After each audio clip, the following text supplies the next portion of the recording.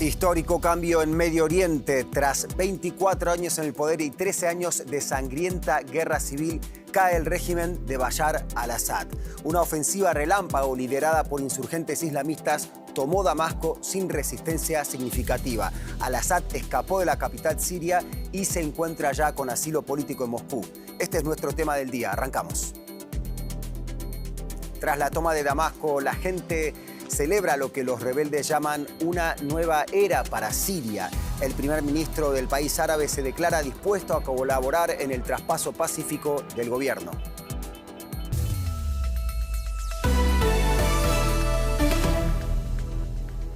Bienvenidos a DW Noticias, soy Leandro Fest, gracias por elegirnos.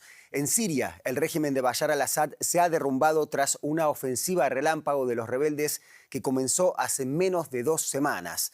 La capital, Damasco, ha sido tomada por una coalición de grupos opositores liderada por el grupo islamista Hayat Tahrir al-Sham, la Organización para la Liberación del Levante, más conocida por sus siglas HTS. Hay celebraciones en las calles de la capital y en toda Siria. Al-Assad huyó de Damasco y se encuentra junto a su familia en Moscú tras haber obtenido asilo político del Kremlin. Júbilo en las calles de Damasco. Después de más de 13 años de guerra civil, la familia Assad, que gobernó Siria durante más de medio siglo, se derrumbó en unos días. Este es el día más feliz de mi vida. Hemos renacido. Este es el día en que los creyentes nos alegramos con la victoria de Dios. La caída de Bashar al-Assad significa el amanecer de una nueva Siria, de una vida con esperanza, justicia, humanidad, dignidad y libertad. Millones de sirios fueron desplazados por la guerra, la mayoría dentro del país, pero más de 6,5 millones huyeron de Siria. La vecina Turquía alberga a más de la mitad de esa cifra. Estamos tan felices. Assad se ha ido definitivamente y todo será mucho más hermoso. Muchas gracias, Turquía, también. No sabemos qué decir, nos acogieron tanto tiempo. Volveremos a Siria, la reconstruiremos de nuevo. Todo será mejor con ayuda de Dios. Muchas gracias a Turquía y a su presidente Recep Tayyip Erdogan. Líbano, que también comparte frontera con Siria, ha acogido a 1,5 millones de refugiados sirios. Por supuesto, está mucho mejor ahora, mucho mejor. Por ejemplo, tengo que hacer el servicio militar, pero ahora nada me detiene. Esto significa que puedo ir a Siria. Solíamos vivir con miedo, pero ahora podemos ir a donde queramos. Era un niño cuando me fui, nos quedamos sin casa. Ahora voy a volver. Espero que nuestro país siga libre. Alemania acoge la mayor comunidad siria en el exilio de Europa. Al conocerse la noticia de la caída de Assad, miles de personas se concentraron en Berlín y en ciudades de todo el continente. El canciller alemán Olaf Scholz abogó por una convivencia pacífica de todas las religiones en Siria.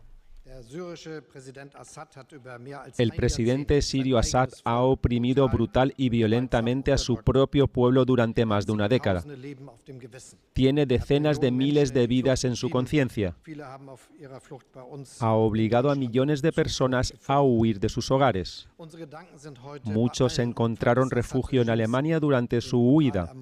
Nuestros pensamientos hoy están con todas las víctimas del régimen de Assad.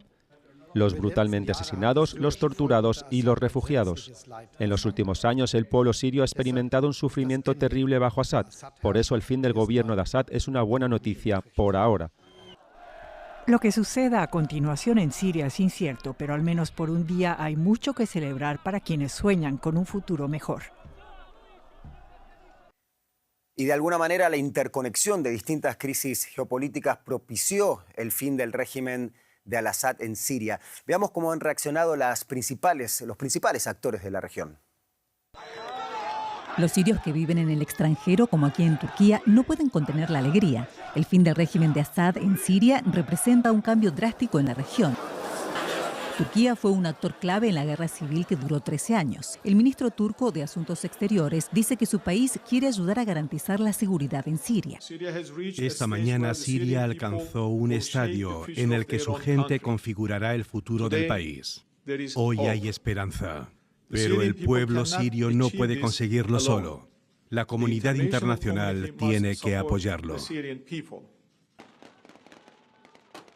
Dos de los principales aliados del presidente Bashar al-Assad son Irán y Rusia. El Kremlin aseguró estar siguiendo los acontecimientos con mucha preocupación. El Ministerio de Asuntos Exteriores ruso también confirmó que Assad huyó del país. Seguimos con gran preocupación los drásticos sucesos en Siria. A raíz de las negociaciones entre Bashar al-Assad y una serie de participantes en el conflicto armado en la República Árabe Siria, este decidió dimitir como presidente y abandonó el país, dejando instrucciones para un pacífico traspaso del poder. Entre tanto, Teherán espera que las relaciones con Siria continúen siendo amistosas. Las relaciones entre Siria e Irán tienen una larga historia y siempre fueron amistosas. Irán espera que sigan desarrollándose de forma sensata, que tengan visión de futuro para ambos países, defiendan los intereses compartidos y respeten el cumplimiento de los compromisos internacionales. Israel, archienemigo de Irán, celebró la caída del régimen sirio. El primer ministro israelí, Benjamín Netanyahu, habló de un día histórico. El régimen de Assad es un eslabón fundamental del eje del mal de Irán. Ese régimen ha caído. Es una consecuencia directa de los golpes que le hemos asestado a Irán y a Hezbollah, principales aliados de Assad. Esta última fractura de Medio Oriente obliga a las potencias regionales a recalibrar su posición. Y hay más declaraciones de Netanyahu después de que Israel se apoderara este domingo de una zona intermedia de los Altos del Golán en el área controlada por Siria, afirmando que se trata de una medida temporal y necesaria. Para el primer ministro Benjamín Netanyahu, la retirada de los soldados sirios pone fin al acuerdo de alto el fuego sellado en 1974 entre Israel y Siria, y según el mandatario, Israel debe hacerse cargo del territorio para protegerlo de cualquier nueva amenaza. Les tendemos una mano de paz a aquellos más allá de nuestra frontera en Siria, a los kurdos, drusos, cristianos y a los musulmanes que desean vivir en paz con Israel. Seguiremos los acontecimientos muy de cerca y veremos si podemos establecer relaciones de vecindad y pacíficas con las nuevas fuerzas emergentes en Siria. Ese es nuestro deseo. Pero si no es posible, haremos lo que sea necesario para defender el Estado y la frontera de Israel. Y el jefe del Estado Mayor del Ejército israelí aseguró este domingo que Siria se convirtió en el cuarto frente en el que mantiene una operación terrestre, sumándose a Gaza, Cisjordania y Líbano. La pregunta ahora es cómo se percibe en Israel este nuevo escenario ante la pérdida de influencia de Irán en Siria. ¿Cambia el equilibrio de poder en Medio Oriente en relación con Hezbollah en el Líbano y Hamas en Gaza? Esto es lo que nos decía Maya Siminovich desde Tel Aviv. Bueno, el objetivo de Israel es cancelar esa ayuda que llegaba de Irán pasando por Siria a Hezbollah y también a Hamas en aquel entonces. Pero en estos momentos, si efectivamente se cancela el poder iraní en Siria, que no es algo que sabemos al 100%, tampoco sabemos quién va a ocupar el poder en Siria, ¿no? Esa amalgama de milicias islamistas. No se sabe aquí. Hay muchos en Israel que dicen que bueno, Assad era malo conocido y están esperando a ver si lo que viene ahora puede ser peor todavía, pero con Assad efectivamente había una entente. Si bien era aliado abierto de Irán, fue muy condescendiente con Israel. Hubo bombardeos constantes desde hace años de vehículos con armas para Hezbollah por parte de Israel en Siria, y él hizo la vista gorda en esas ocasiones y con algunas otras cosas también. De manera que nada es tan claro, es muy gris lo que está sucediendo aquí y estamos todos muy a la expectativa. Y mientras desde Estados Unidos el Pentágono informa que atacó con aviones más de 75 objetivos de Estado Islámico en Siria, el presidente norteamericano Joe Biden dijo que su país apoyará un proceso liderado por Naciones Unidas para establecer una transición hacia una Siria independiente y soberana, y que para ello hablará con todas las facciones sirias, pero alertó sobre el historial de los grupos rebeldes que tomaron el poder en Damasco. Algunos de los grupos rebeldes que derrocaron a Assad tienen su propio historial de abusos terroristas contra los derechos humanos. Hemos tomado nota de las declaraciones de los líderes de esta revolución en estos últimos días y ahora están diciendo lo correcto, pero a medida que asuman una mayor responsabilidad, evaluaremos no solo sus palabras, sino también sus acciones. Y seguimos ampliando el tema de la jornada con Jesús Núñez Villaverde, codirector del Instituto de Estudios sobre Conflictos y Acción Humanitaria con sede en Madrid. Señor Villaverde, con la caída del régimen de Bashar al-Assad se abre una nueva era en Siria y la pregunta que muchos nos hacemos es ¿quiénes conforman estos grupos rebeldes que tomaron el poder en Damasco y qué tipo de gobierno se puede esperar de ellos?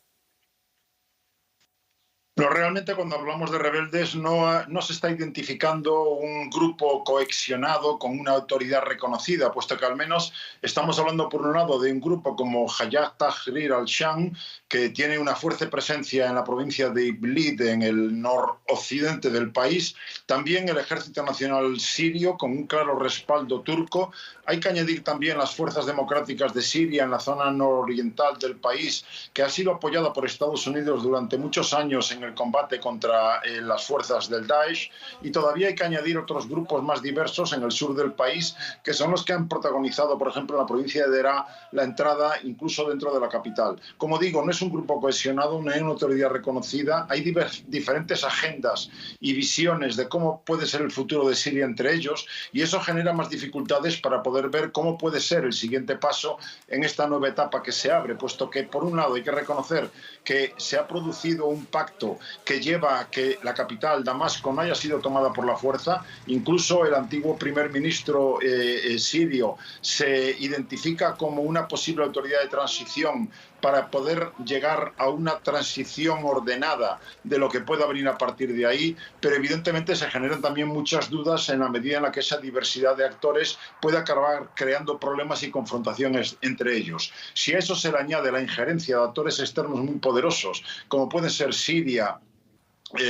como puede ser Rusia e Irán por un lado, apoyando al régimen que hasta ahora tenía Bashar al-Assad, y por otro lado vemos a Turquía muy interesado también en conseguir estabilizar al menos la frontera entre Turquía y Siria, podemos entender que esa injerencia va a influir de manera muy poderosa, y todo eso puede complicar la conformación de un futuro gobierno a una transición pacífica. Jesús Núñez, codirector del Instituto de Estudios sobre Conflictos y Acción Humanitaria, muchas gracias por este completo análisis del posible futuro sirio. Un placer, hasta la próxima. Y nada mejor que terminar el informativo con algo que no tenga nada que ver con guerras. Se acerca la Navidad y en Guatemala cientos de católicos expulsaron a los malos espíritus quemando simbólicamente al diablo. Las redes sociales se inundaron de videos y fotografías de las piñatas, las figuras de papel y alambre en forma del demonio de rojo y negro, una tradición que data del siglo XVI y los guatemaltecos esperan no perder. Son las 6 de la tarde y fuegos artificiales inundan las ciudades de Guatemala y dan paso a la quema del diablo. Miles de piñatas comienzan a arder en todo el país. El mensaje para los católicos guatemaltecos es claro: el bien triunfa sobre el mal. Se inicia entonces lo que son las vísperas de la Purísima Concepción de la Virgen María, que es una lucha entre el bien y el mal. El fuego es un purificador, es decir, destruye todo lo que es mal. La tradición tiene su origen en la época colonial. Los ciudadanos asistían a la procesión de la Virgen de los Reyes o la de la Inmaculada Concepción. A falta de alumbrado eléctrico, hacían estas fogatas para alumbrar su camino. Con el paso de los años también se quemaba basura y objetos viejos como símbolo de purificación y renovación espiritual. Una tradición que se ha mantenido viva durante 5 siglos y las y los guatemaltecos esperan no perder. Yo era feliz cuando era pequeña y ahora los niños, estamos como tratando de inculcarle esa tradición a los niños, porque se acaba también. Han intentado que esto acabe, esta tradición, pero yo creo que no debería de morir. Una importante tradición para unos, innecesaria contaminación para otros. Activistas alertan sobre el grave impacto ambiental. Sin embargo, este 7 de diciembre no fue la excepción. Las piñatas se volvieron a vender por doquier e iluminaron los barrios de Guatemala. Hasta aquí llegamos en esta edición de DW Noticias, pero hay más en nuestras redes sociales en donde actualizamos nuestra información minuto a minuto gracias a un grupo de profesionales que trabajan las 24 horas para ustedes. En nombre de ese equipo me despido deseándoles un buen domingo allí donde estén.